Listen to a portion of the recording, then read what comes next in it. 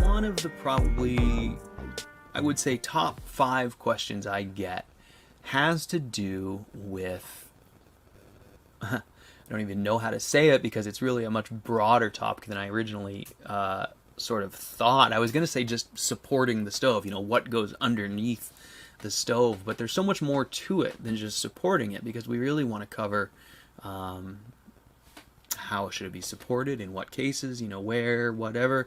And then more than that, we have heat and insulation and, material expansion. There's a whole lot of factors that go into what goes on underneath the stove. And so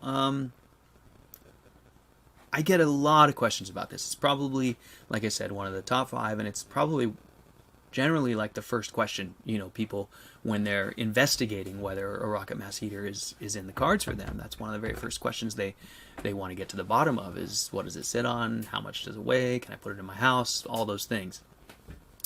So with that said, let's talk about that a little bit. So first, let's talk about just the weight and just carrying the weight of the stove before we get into temperature, thermal expansion, anything like that. So they're heavy, they're definitely heavy. Now, there's a bit of a misconception though that they're,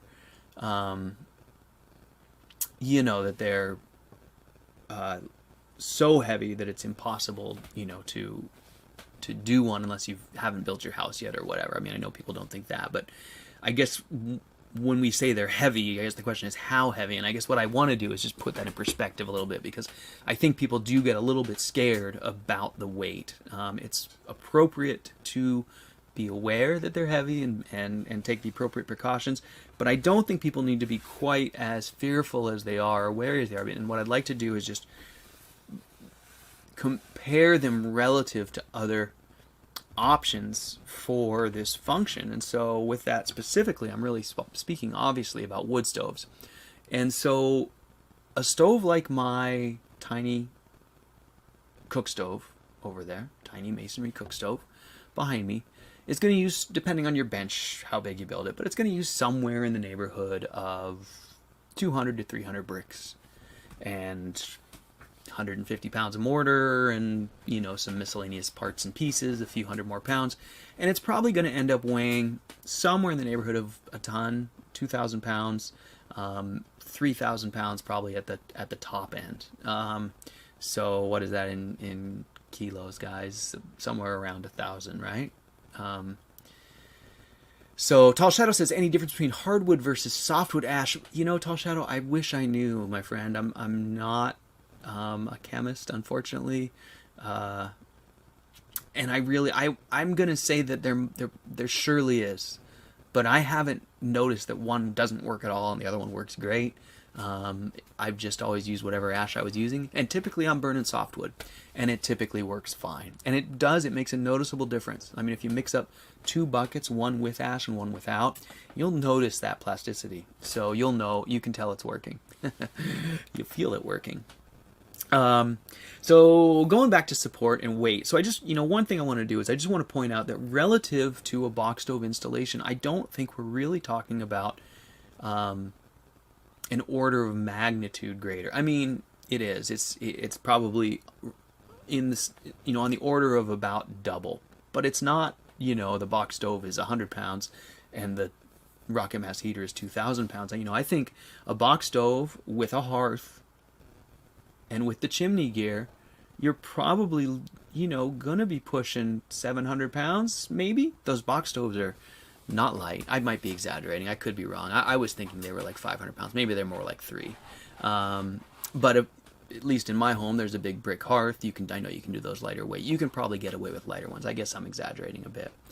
I was just sort of thinking it through. But at any rate, the main gist of this whole thing is that while these masonry heaters are fairly heavy, our brick rocket mass heaters don't have to be, exceptionally heavy. So with that said, how do we support them underneath? So, the very best way to build them no question about it, is to build them on a solid masonry foundation. Whether you pour a slab, whether you build concrete block piers, that you then use rebar and fill in the inside and build yourself a solid masonry support underneath the entirety of that footprint of the stove, that is hands down the best way to go. If you only have a little space to, for a riser, a little poured slab is fantastic. It just gives you a stable base that's going to act as a unifying slab that's going to keep that thing moving as one. You'll help eliminate cracking and moving in different stuff, moving in different parts of the stove. So Positive Aspect says hardwood ash is finer out of the box as compared to softwood, and I would agree with that. The hardwood ash does seem to be powdered more, more powdery. So I do think that you'll probably get a finer. I wanted to, when you asked that question, I was like, I think hardwood's probably better, but it's hard for me to say. I don't really know.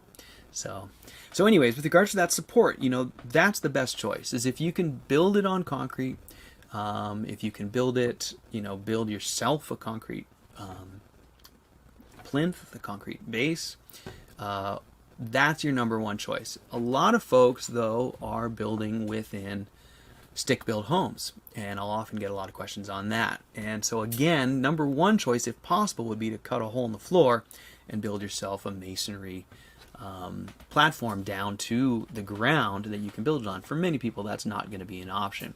So for a lot of people, what we end up doing is we end up shoring up the floor from underneath. Usually that involves, again, hopefully masonry piers, like pier blocks. And it could be things like house jacks or metal supports or anything that you can get under the joist vertically and carry the weight down to the floor. That's going to give you that solid foundation that's going to keep, anything from sagging. That's what you want. You just want to kind of make sure your floor can't move down or wiggle at all. And because any of, motion in that floor is going to obviously be really hard on the body of the stove. So with that said, once you've supported a wooden floor, what we want to do then is we want to try and make it act and move as one big slab. And so ideally on top of that, you would then pour yourself a leveling and rising concrete slab of a couple inches. You can achieve that in a few different ways, but a poured piece is definitely the ideal choice. There's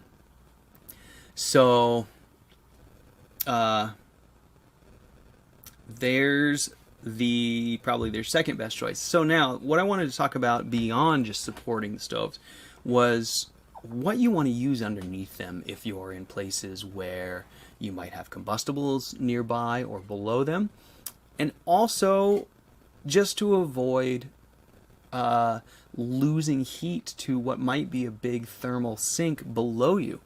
So with that said, people always ask me, is it important to insulate underneath the stove? Where? Which part of the stove should we insulate? How should we do that? So on and so forth. So, my thoughts on that are a couple. First, that I want to make sure everyone is aware that underneath the core will get extremely hot.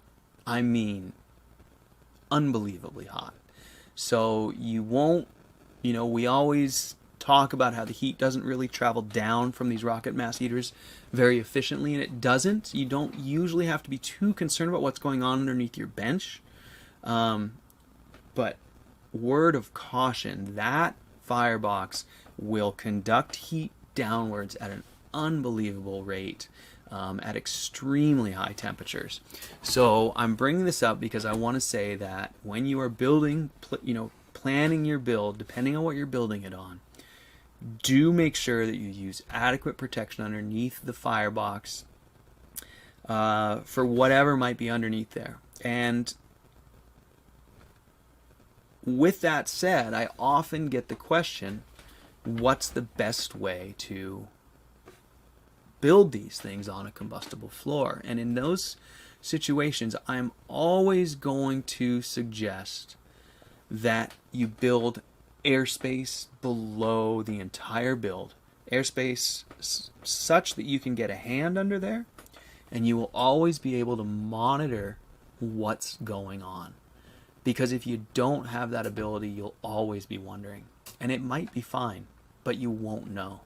And you might get a time in the middle of winter when the power goes out for 2 weeks. That happens here. I don't know if it happens where you live, but and it gets really cold, and you're burning that stove hot as can be for weeks on end. And when it's those types of conditions, that's when you're driving heat down into those lower levels that you won't be aware of. And so I really want to encourage everyone that if you have any concerns or questions at all, there's a real easy answer, and that's just build the whole thing up on some kind of riser, supports off the floor with airspace underneath. You can get your hand, get a thermometer under, you can shine a light under, you can feel it, you can smell it, air moves around under there. You know, it works great for a variety of reasons. It not only gives you that peace of mind, but it also does a great job of insulating your entire build from the floor, so you're not losing any heat to the floor. And it also gives you a place where you can move air underneath, cold air underneath the stove, and get great convective currents, which actually works really well to help circulate that heat in your house. So my favorite way to do that is just to use dry bricks and just place them spaced every however big, 1 foot square, whatever it might be, depending on your build and how you're going to do the top section. But place them spaced to make this raised pedestal that we're going to build on top of. So I'll space bricks out, and then I'll usually put hardy backer over the top of that backer board. And then if you really want to go the extra mile, you'd pour a little slab over the top of that hardy backer and make that just one big slab that you're going to then build on, that's raised off your floor on brick. So you can do a lot of halfway measures in between there, but that will give you, in my opinion, the best peace of mind, the best heat thermal performance, because the heat's going to stay in the stove, and have a really good convective method of moving around the room. And it'll give you, real security with regards to what's going on underneath it. So that's one choice. If you aren't going to lift it up, I highly recommend that you insulate. To be honest with you, underneath the core, I'm just going to say lift it up, because you don't know what's going on under there. Underneath the bench, you can definitely get away with being down on the floor, but I would insist on a layer of insulation there, and depending on how close you are to the core, you may want to ramp that insulation up. Typically, I find insulated fire bricks, which are usually about 2.5 inches thick, laid on their side, are an adequate insulation. CFB would be another good choice. You can also use cob or a concrete pad full of perlite to achieve a good light mix. Now, Clint actually did a pad recently that he used concrete and perlite for the base layer for his. And Clint, correct me if I'm wrong, but I believe you said you had really good success with 5-to-1 Portland cement, I think probably a bagged premix, concrete mix, and perlite. And I'm assuming that's 5 concrete mix powder, dry volume to 1 perlite. And that, he said, made a strong but fairly lightweight support. So I really recommend that under your bench if you can do it. And with all that said, the final piece of that puzzle is that I know what you're saying. You're saying, but I can't add that much insulation. I can't add that bottom gap because I've carefully calculated my height, and I have to build the stove as low as possible because my bench heights are going to get too tall. And so this is kind of the biggest catch-22 of the whole Rocket Mass heater build, is that when you go through your core and your bench and your insulation schedule, and you look at the whole thing in section view, and you go, my bench heights are 30 inches high, they're off the ground, way too tall, this isn't going to work. And then you make all sorts of compromises trying to get them down, and you end up with a hot floor or a pinched bench. So what I want to say is, in my opinion, the solution to that is plan on a raised step that walks the cedar up seater, the person who is sitting on the bench, up to that bench and gets that bench at an appropriate level to your raised floor that's in front of the bench. Do not try to match your existing floor. Just plan on using a little, one step wide of brick.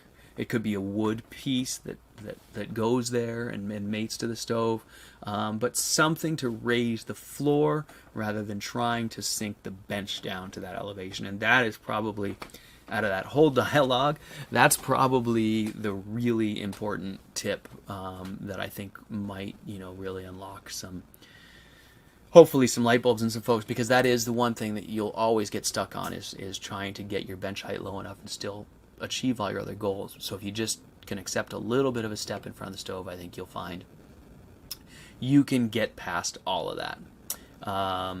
So here's Clint. He says, insulating from a slab, he experimented and cast 5-to-1 perlite to Portland, 3 inches thick, and it's light but strong. That is awesome, Clint. Thank you for that. So there you go, guys. 5-to-1 perlite in a cast about 3 inches thick. And, that's pretty much exactly what we want to see if possible. That's going to give you the best, most solid base for your stove. So with that said, plenty of builds on various slabs and things like that with less insulation schemes and whatnot. And I just want to say that it isn't going to be a make or break issue for the most part, because as you go down into the bench, typically you'll find that the bottom of the bench is usually going to kind of match the floor temp anyway, even if it's decoupled, simply just by the nature of the stratification of thermal, temperature within your space. They just don't get significantly warm way down low unless, like I talked about earlier, you're getting one of those situations where you're just burning load after load after load, day after day after day, and then you will eventually really push that heat down into the bottom layers. But for most people, that really is never going to probably happen. So, so there's that.